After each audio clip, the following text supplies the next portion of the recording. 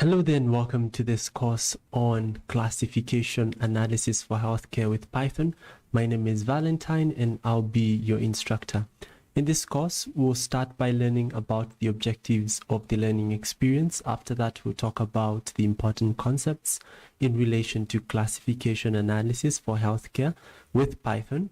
And we'll also talk about why we would want to learn about those concepts. Then we'll go into a practice session where we'll get to put into practice those concepts using the Python programming language, and we'll provide you with just challenges that you can use to acquire those skills that you need in order to be proficient in classification analysis using Python for healthcare. Then we'll talk about the next steps, what comes after this learning experience. So let's get started. By the end of today, we expected to have achieved the following learning outcomes. So let me just quickly reshare that now.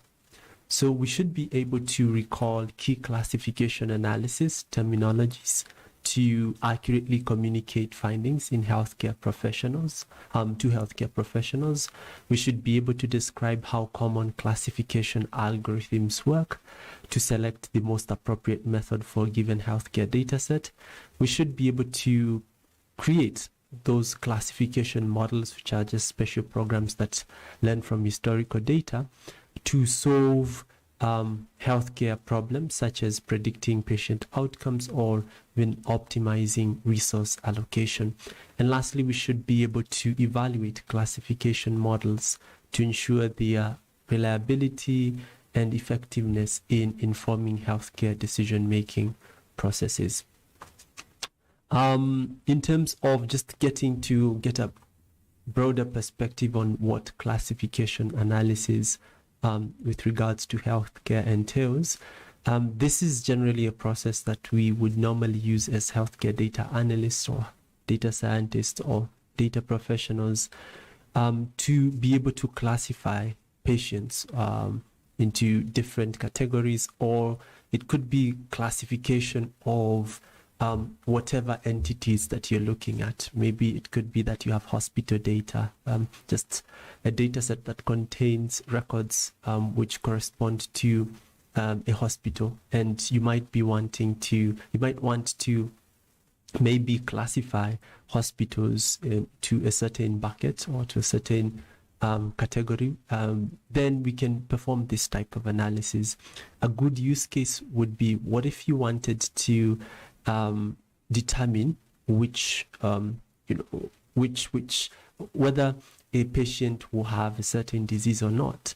Then you can create a classification model from a classification algorithm.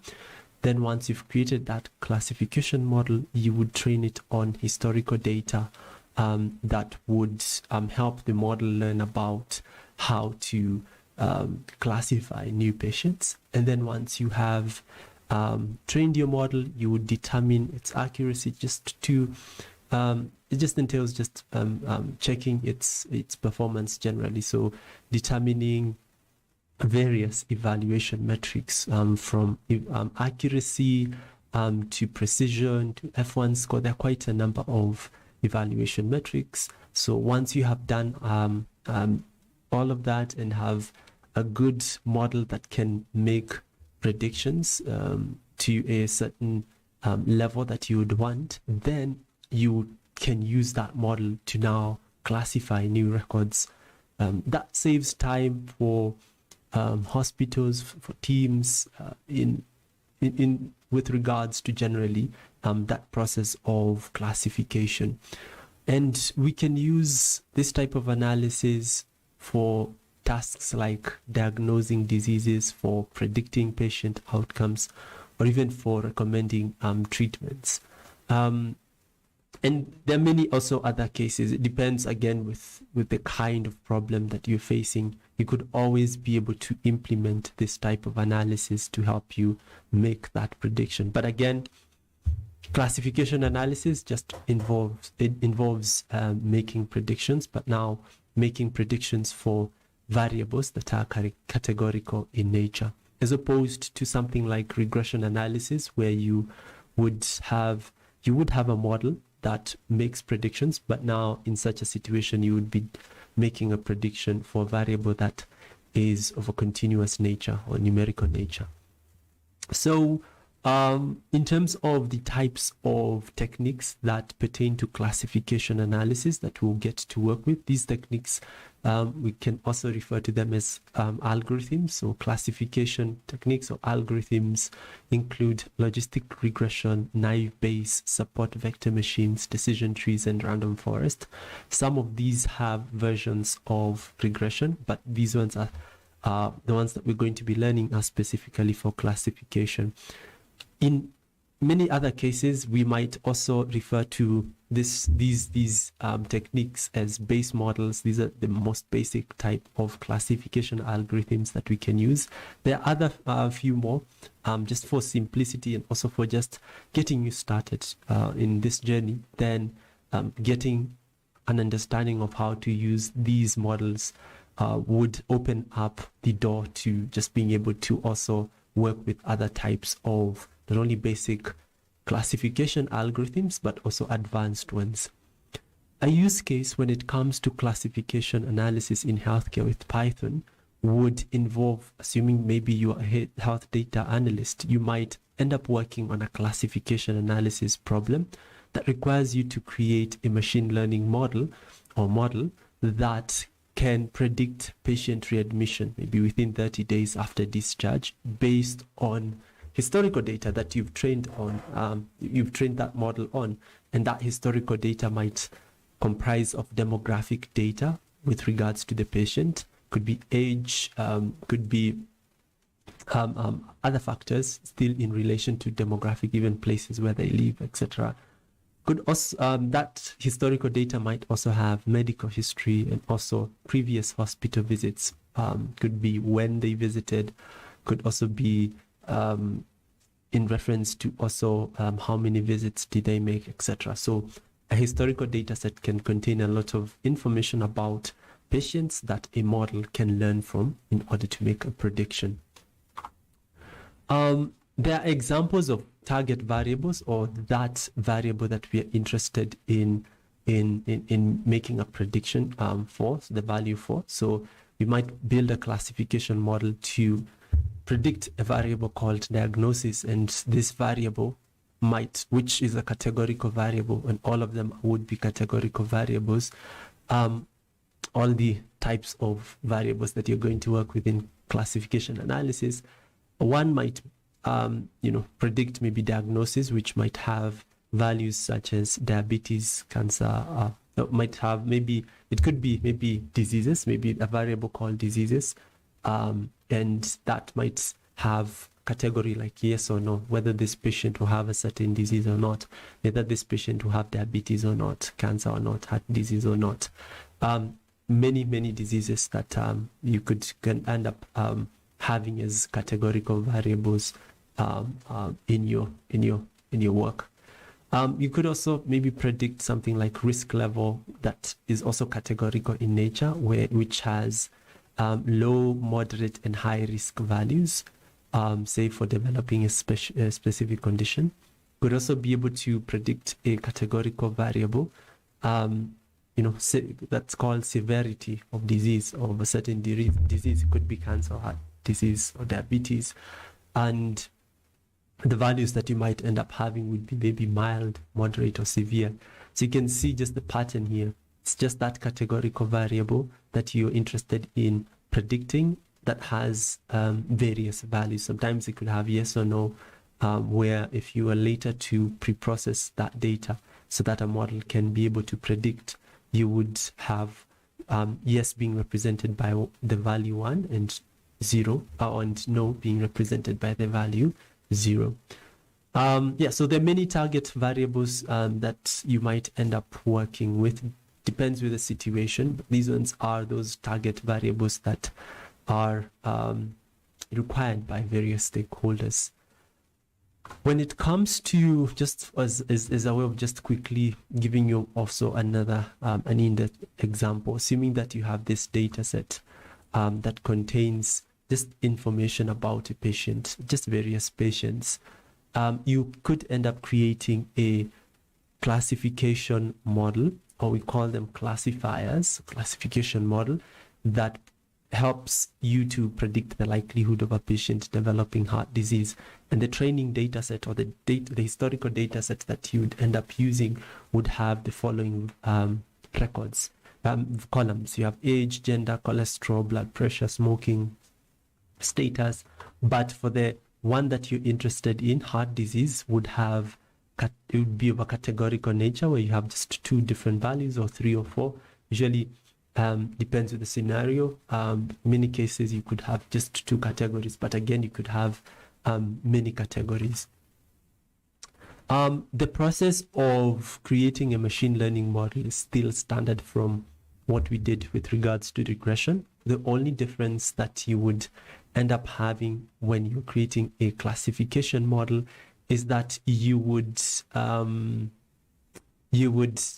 end up just being able to use, of course, the idea of having a categorical variable that would be your target variable, the variable of interest.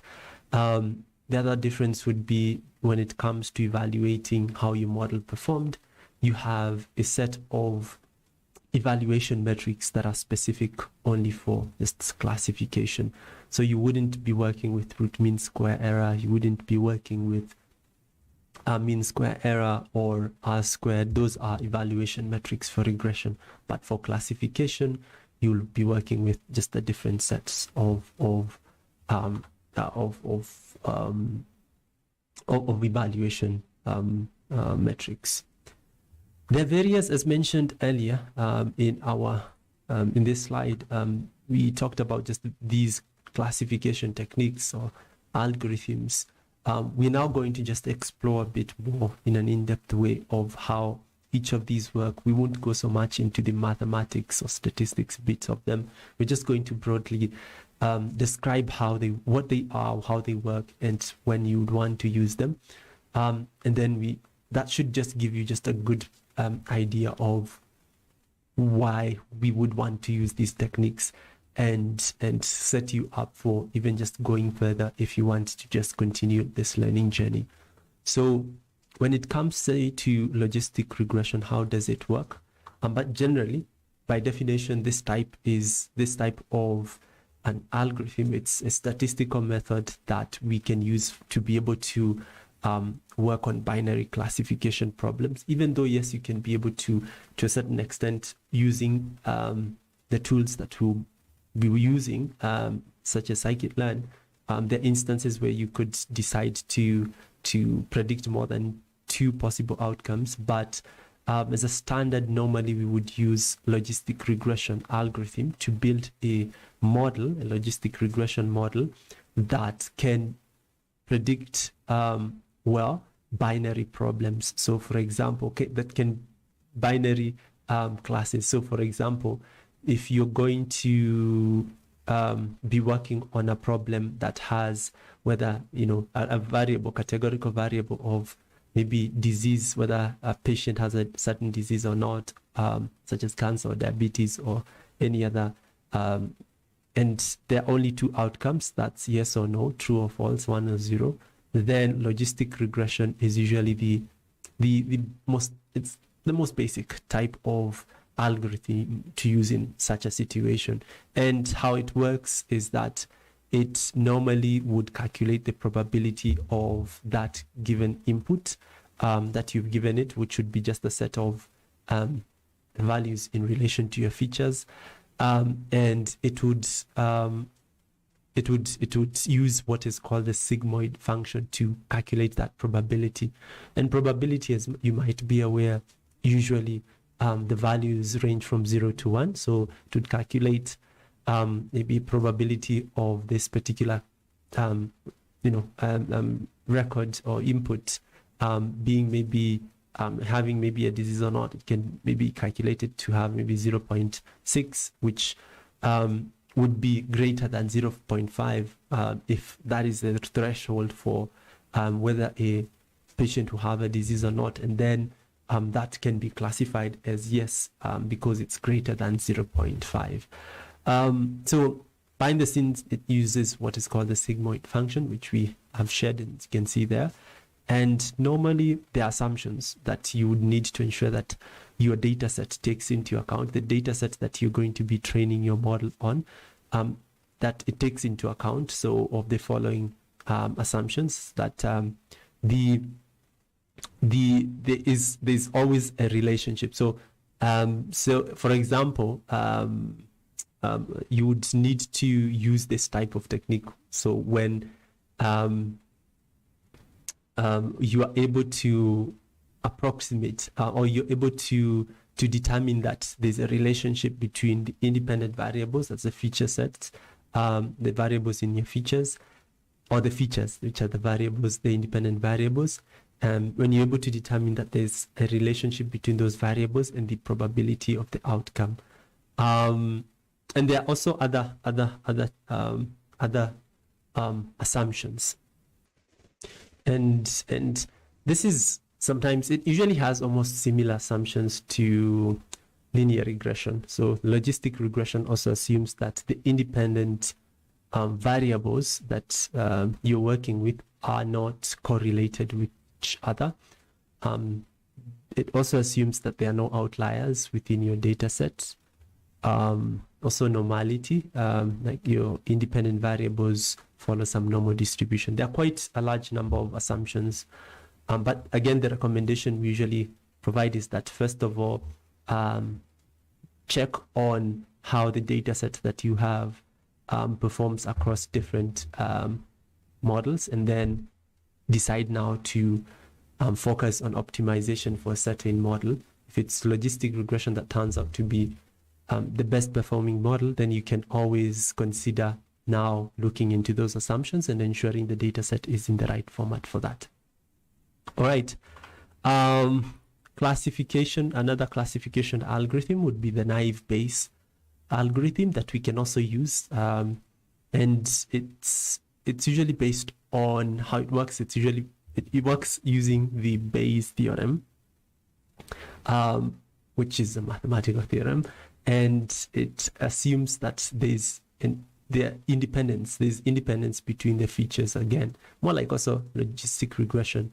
And how it works is that it uses the Bayes theorem to calculate the probability of each class based again on those input features. This logistic regression considers sigmoid function, but here we would be working with the Bayes theorem.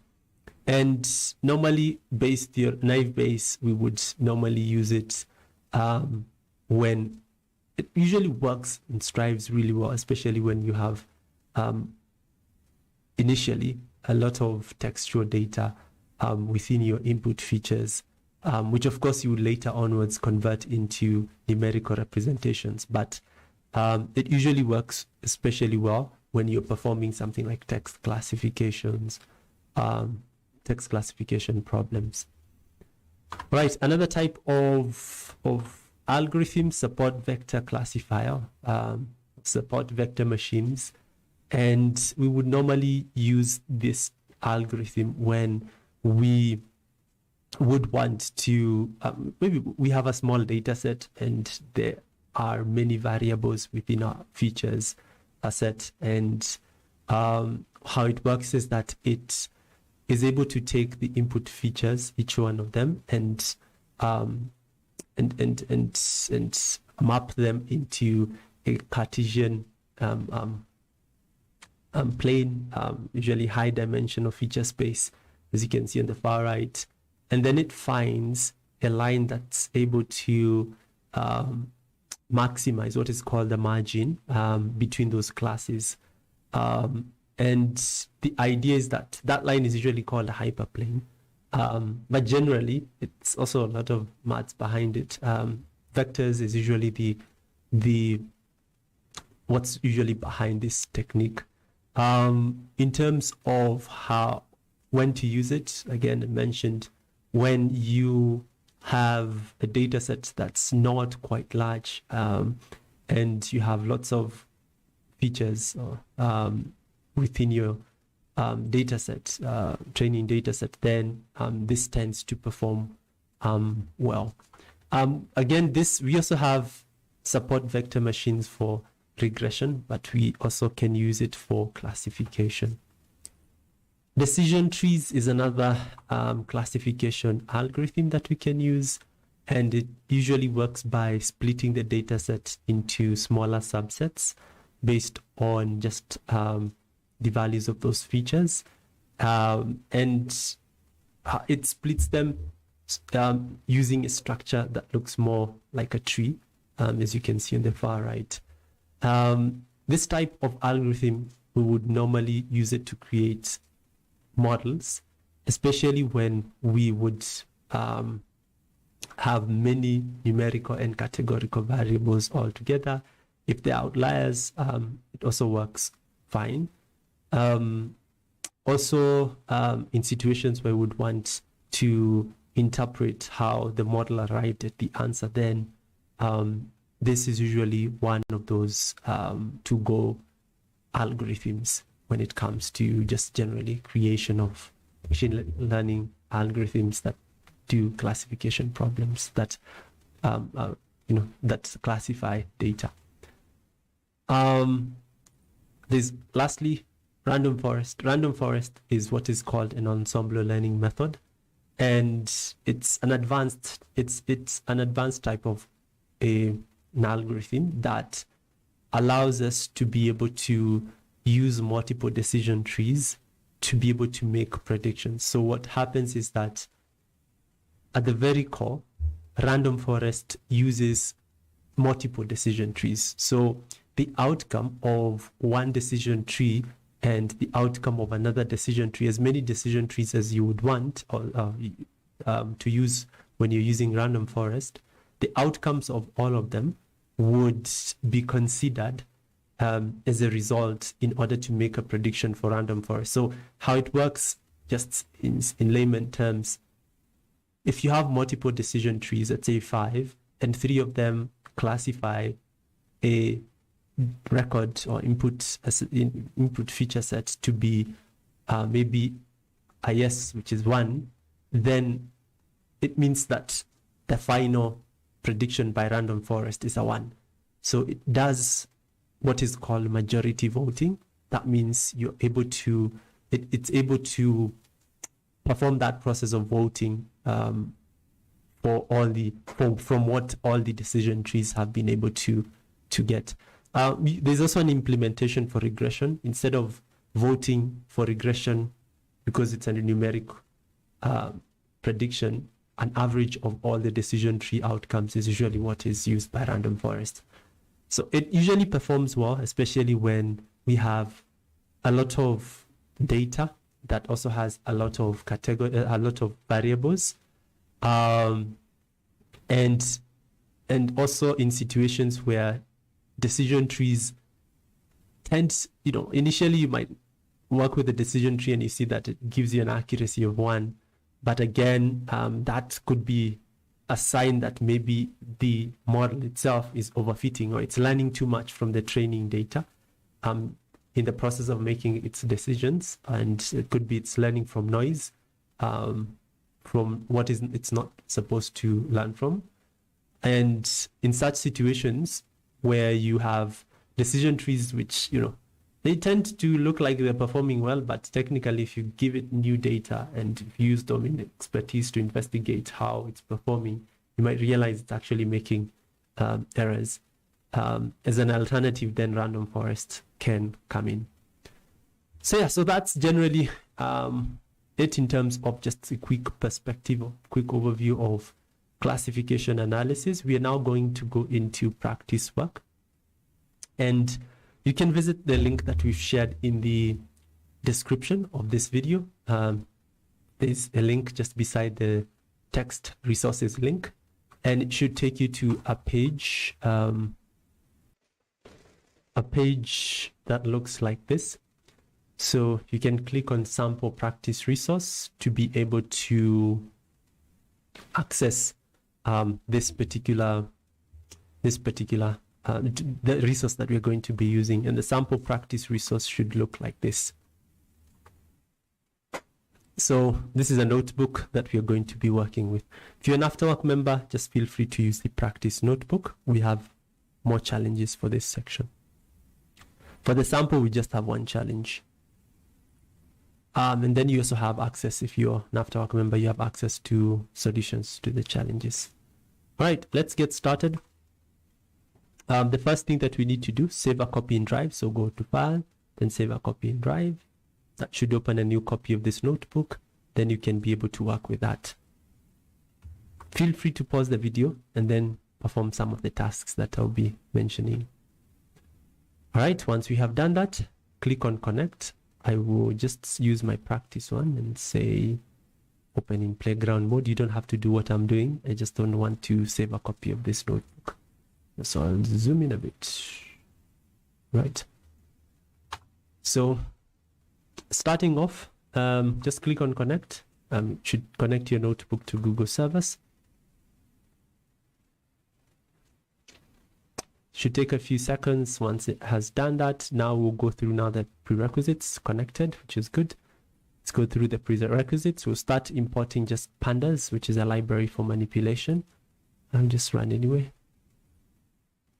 Then moving on, we'll just do the pre-processing. We'll work with just one data set for just implementation of all the algorithms. Then later, the challenges should give you just different problems that you can use, or different data sets that you can use. For now, let's work on the pre-processing of the data that we want.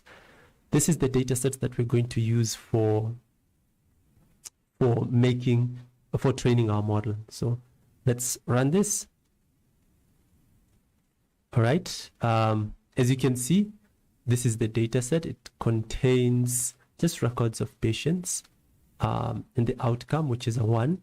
The outcome, just means that the patient has diabetes, patient does not, patient has, does not. So yeah, so it will learn generally from the model that we're going to create. It will learn from this, and we don't have any steps pertaining to data pre-processing that we will undertake, such as cleaning or encoding, because we have numerical values, which means that our model can actually consume numeric values, which is good. So we can just head on straight now to split our data into feature and target sets. And this is what we are going to do. This train test split, we'll use it later.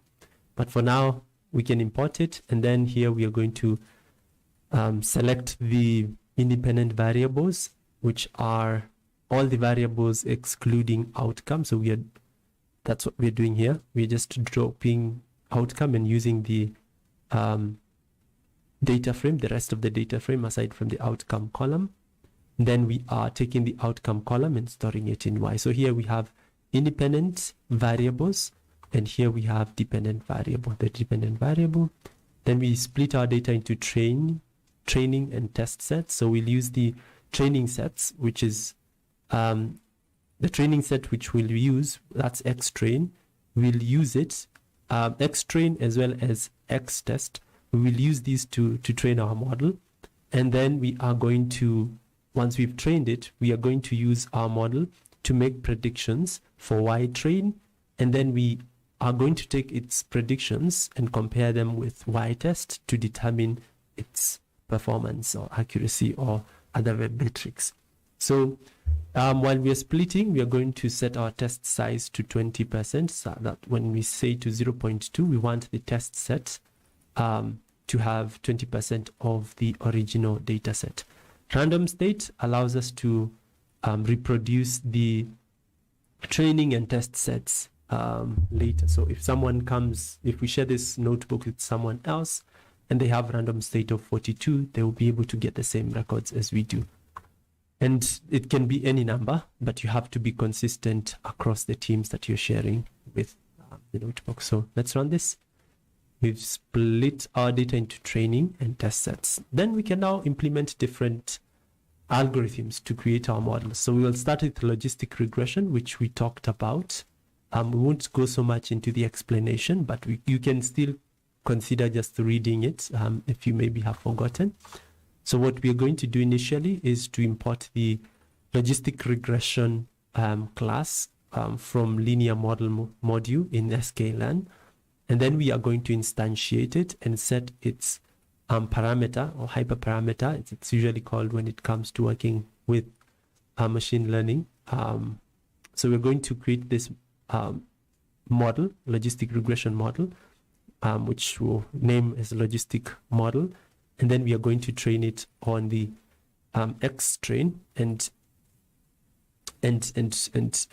also X train as well as Y train. Sorry, I said X test initially. Yes, I remember. We are going to train it on X train and also Y train because it's a training data set. Sorry, I had made a earlier mistake of explaining that we train our data set on the X train and X test, but instead we train our model on X train and Y train. And then once we do that, once we've trained the model, we can calculate its accuracy score, and we also print out values of what is called a confusion matrix. It usually would give us values of how many, say, correctly predicted, say, zeros were correctly predicted by the model, or how many predicted ones. That's in the case of a binary problem. Like here we are predicting ones and zeros, so it will tell us much more information about how many of these were predicted correctly, how many were predicted incorrectly, how many were predicted correctly for zeros and incorrectly. We usually give them the term false positives or predict, or true negatives, etc. But you'll get to see how we do that. So let's train our model. We'll train the model. We set max iter, which is it's not necessarily a requirement. It depends with the data set that you're working with, but we would need to set this to 1,000 because our data set right now is not quite large for logistic regression, that is. But for others, you don't need to set any parameter. Here we evaluate our model, so we'll calculate the accuracy score. So here we generate our predictions. We generate the predictions for X test, and then we calculate the accuracy score, which is it's more of like how many out of maybe 100 or out of the number of records that we had in the X test. It tells us how many the model was able to predict correctly, a proportion of what the model was able to predict correctly to incorrectly. So it can tell us it will give us a number a value between 0 and 1, telling us the model predicted 0.8 or has an accuracy score of 0.8, which means out of 10 records it predicted 8 correctly. And we also print out the values for the confusion matrix, and we run that, and here we can see has an accuracy score of 0.74, which means that the model itself has an accuracy of 74.68, and that means on the instances in the data set, and we can use that generally as a model performance evaluation or an evaluation metric. But again, it's usually important to consider values of a confusion matrix so we can narrow down and understand exactly how many of the true positives, the values that were supposed to be true, how many of them were correctly predicted and how many of them were incorrectly predicted. And you can see over here the confusion matrix would give us 4 values. In our case, especially for binary problems, you'd get 4 values. The one on the top right, you would have them as what is predicted negative. Actually, on the left side, you usually have the predicted negatives. This means that the predicted negatives would be the zeros, that it predicted 78 of the records, historical data set correctly, which were negatives, and it predicted 18 incorrectly, still of those zeros, and 37 would be true positives, which would be the ones 37 were predicted to be correctly, correct, but 21 were false positives, which would be the incorrectly predicted positives. The idea is that you have more numbers diagonally here and here, and done on this other side, which that's the idea. And you'd compare also this. Once you've determined this is, high accuracy, you can then now drill down a bit more. And that's where also the other advanced metrics come in also, of F1 score, precision, recall, those other ones. They're usually based on those particular figures, like true positives, true negatives, etc. So that's it. This is our accuracy score. We can then compare how the model performed, that's logistic regression, with the others. Naive Bayes. So this is the other type of naive Bayes. We can use it by simply using this class. We import this class, we instantiate our model, we create this model, we train it, then we calculate again the accuracy score. Here we are using the model to predict the values of X test. And then we're using the X test values to predict the Y predicted values, and then we compare we get the accuracy score and the confusion matrix. Oops, I need to run this and then run this first. And if you feel like I'm too fast, feel free to pause the stream. That's the beauty about streaming. You can pause it and try to understand it a bit more. I'll also give you the challenges at the very end. For now, it's just going through the work. All right. So this is what we have. So 76.62. Here we had 74, which means naive Bayes performs slightly better. We can also look at the true negatives and false negatives, and you can see true negatives and true negatives for there's one more true negative. Here we had 79, and here we have 78. So this one seems to perform better than logistic regression, so we could decide to use this one. There's also some explanation on what's happening here in the output, so you can also go through that. Let's have a look at support vector classifier, which is based on support vector machines. We import it, we train the model, and then here we make our prediction. And we calculate the accuracy score and confusion matrix. Here, actually, this one, it actually performs the same. It has the same accuracy score, 76.62. But for the confusion matrix, seems that this SVC performs better because you have more true negatives there. Does it? Just trying to look at how it performed. Okay. All right, moving on, but you can always go through the explanations that we provided. Decision trees, we can also do the same thing. The implementation, as you'll note, is just the same. Then we evaluate. Almost the same. Actually, this is, okay. This is slightly different. Here we have 76. So this should be 76.62. And 78 true negatives, and we have 21 false positives. 16 here we have, okay, I think for decision tree we have a different result. Let me see what's happening here. All right, I need to, so for the decision tree classifier, you would also need to put a random state for it to get the same outcome. So I think that's the issue. So 75.24, if you run that again, you'll get 75.24. So I think what you need to do is also to set a random state parameter for the decision tree classifier to be able to get the same outcome. But here, I think you can also try to interpret it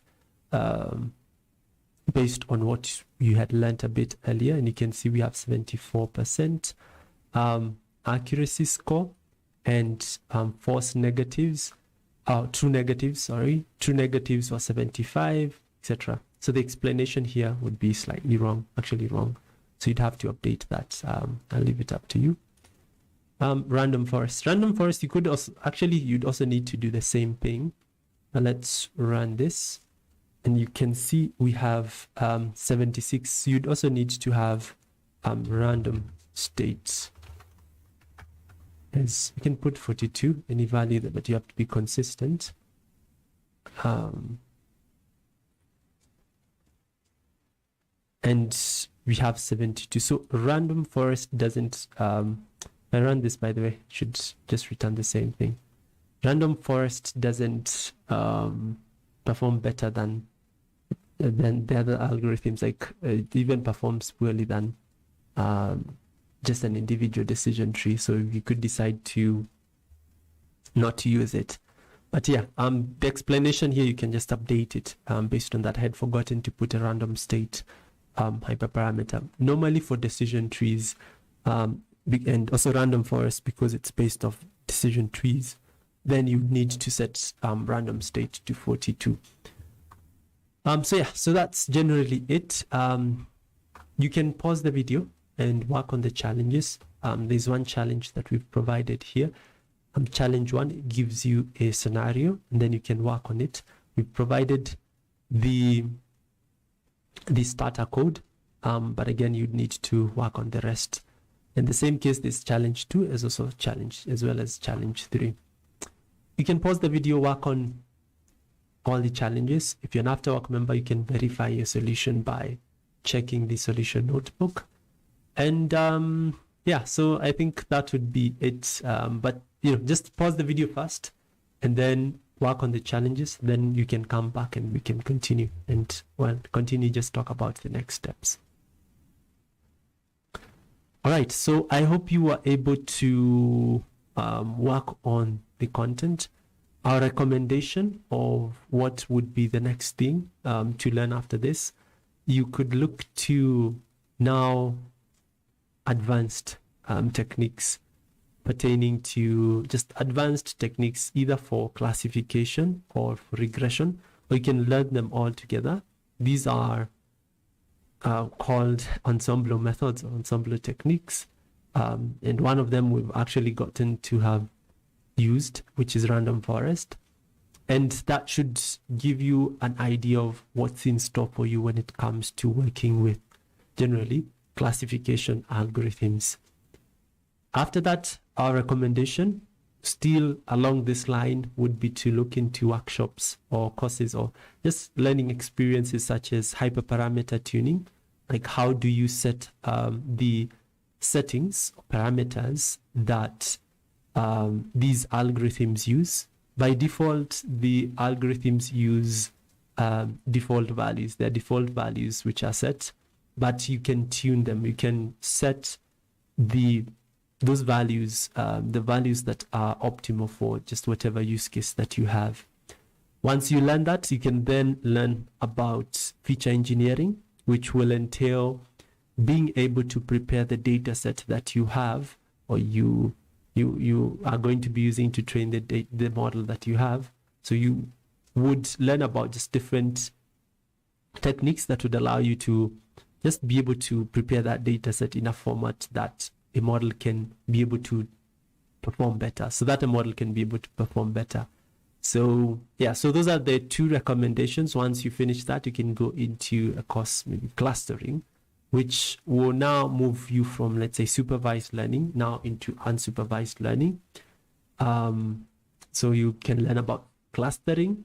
Aside from that, you can also learn about dimensionality reduction. I understand after this workshop, or after this course, the next one is clustering. Maybe that could be also one that will give you an idea of what unsupervised learning entails. If you have any questions, feel free to ask in the comment section. You can also give us any recommendations of what you think you would want to learn, so we can think about also planning and see whether we can also have that learning experience on our platform. Could be maybe Excel, Power BI, or advanced another tool still in relation to Python that you'd want to see.